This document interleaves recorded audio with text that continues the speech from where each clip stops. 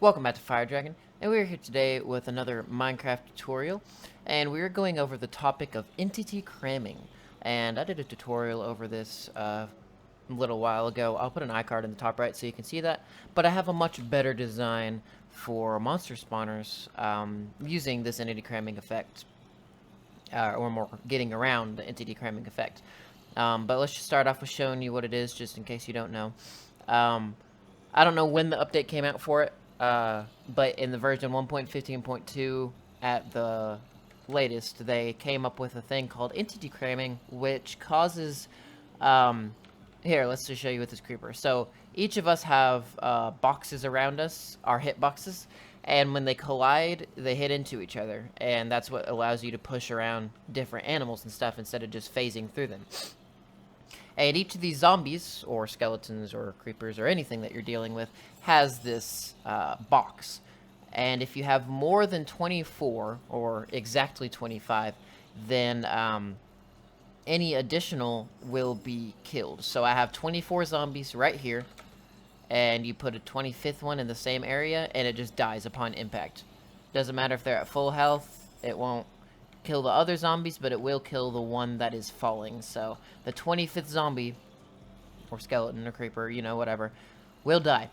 And that causes a problem, because on original monster spawners and stuff like that, you're used to allowing them to just build up and have hundreds and hundreds of monsters here, and then you go and kill them all.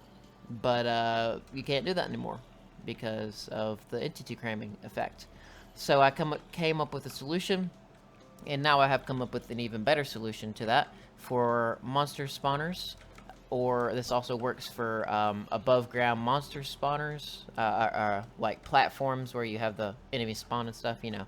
But anyway, I'm just going to show you this, and you can see there's a bunch of zombies here, and some more should be about to fall, because I just saw some. Unless they already fell. Maybe when I was talking. Let me put some more in here. Spawners take forever to make enemies spawn. Alright, so we have a bunch of them in here. And this thing is going to detect whenever there's more than 20 zombies in there. So you have 4 extra to just be safe.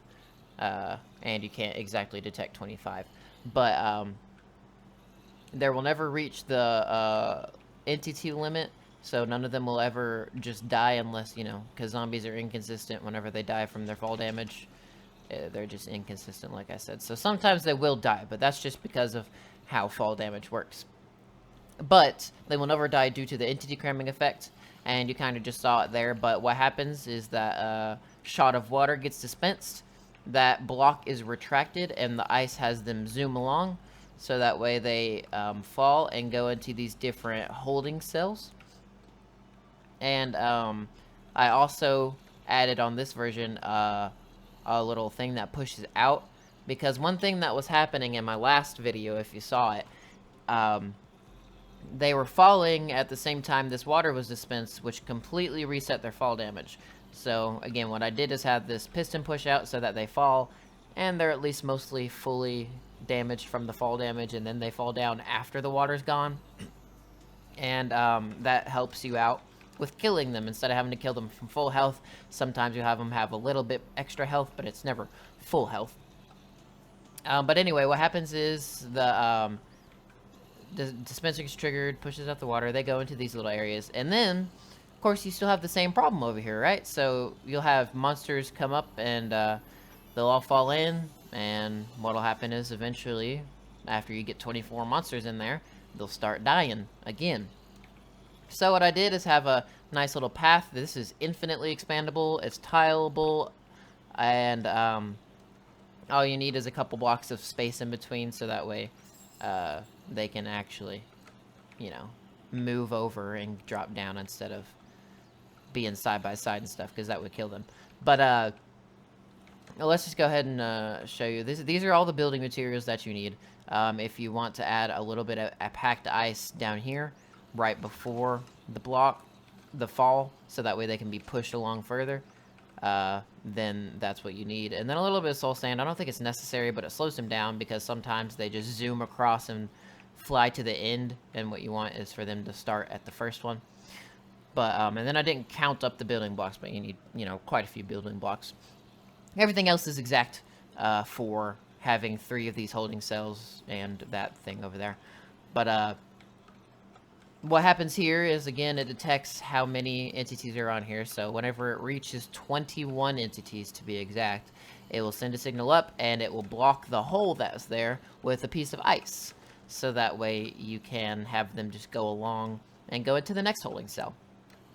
And what you can do is, you know, like I said, stack this, and you can make it turn a corner, so that way you have this area in the center, and then that all around you. And you can have a bunch of these holding cells. And each little holding cell gives you just about 2.5 to 3 levels of experience, as long as they're full up with their 20 entities.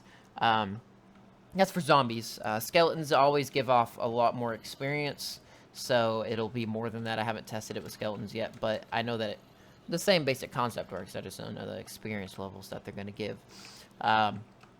And then this little piece here is just an on-off switch for my monster spawner. So whenever you flip the lever, it'll light up the room, and it'll stop spawning monsters, which is very good, because sometimes you have to go into a maintenance or redstone or something like that, and you want that in. And that's what I put, and I didn't include this in this. That's not part of the building materials.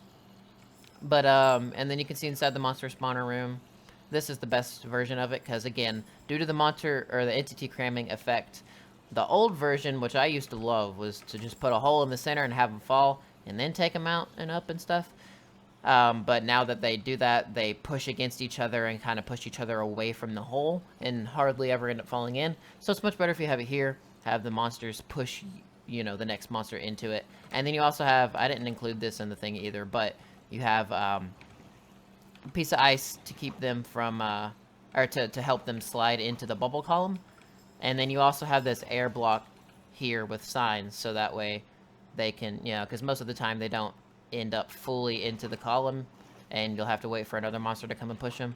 So if they're even just barely in the air column, then they'll be flying up, and then it'll, you know, push them over and that kind of stuff. And again, I didn't include this, but this is ice here just to make sure that they get pushed along fast enough into the thing.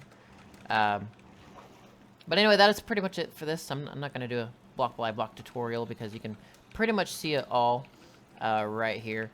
You got your redstone lines coming out of this iron pressure plate, and on the 4th block you have a repeater sending 2 blocks, redstone torch, redstone dust right beside a piston.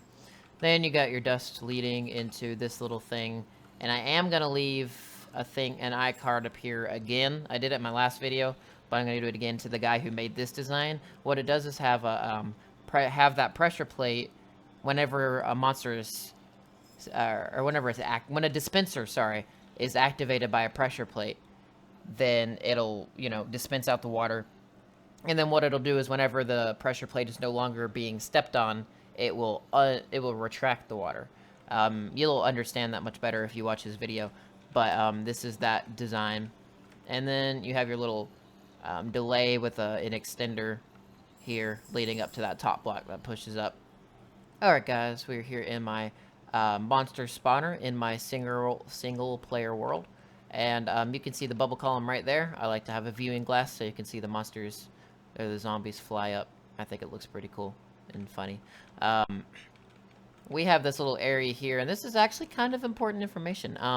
You need to build up a little bit, or make an area to where baby zombies can't reach you, because baby zombies easily get out of this.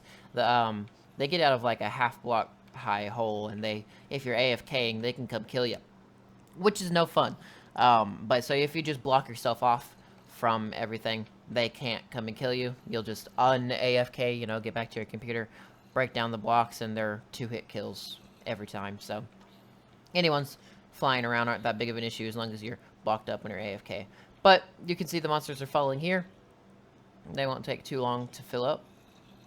But I'll go ahead and show you this down here. I have my switch here, and I also have a redstone lamp here to show me whenever my spawner is on versus when it's off. I just made it a little bit decorative in here. You got your ice blocks with your pistons. Try your best not to place torches or any source of lighting next to regular ice. I believe packed ice doesn't have that issue, which is why I was using it. But regular ice will melt if you have torches or anything near it. And then for this last one, I haven't expanded it yet. I need to do so. But you have these three with their ice and their pistons that push out. And this last one is just the last one. So I have 4 holding cells. Technically 5 if you count this one up here, which I usually do. Alright, here we are. And you can see all these are filled up now. And so that's 4 holding cells plus an additional 5th holding cell for some zombies. And we're just gonna go one by one and see how much experience I have. You can see how much experience I have right there currently. And all you need for this is really a wooden sword, but all I have on me is an iron sword. So we're gonna destroy these guys. I don't think this one is fully full up yet, so we're not gonna get as much experience from it. Hi, baby zombie. Yeah, that was nowhere near the amount you needed, but the other one should be full up. So okay, I guess this wasn't full up either. My bad. It looked like it was. These two are definitely full up though, so we'll try it with these two.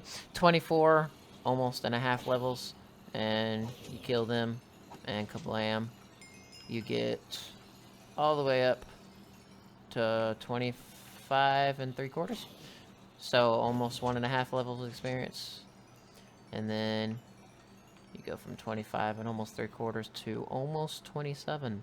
So yeah, it's a little bit more than 1 level. I guess I wasn't entirely right on about how much you get from it. Oh, hello, chicken. But anyway, that's going to be all for this tutorial, so thank you guys so much for watching. Don't forget to like that video and subscribe for more, and I will see you next time on Fire Dragon.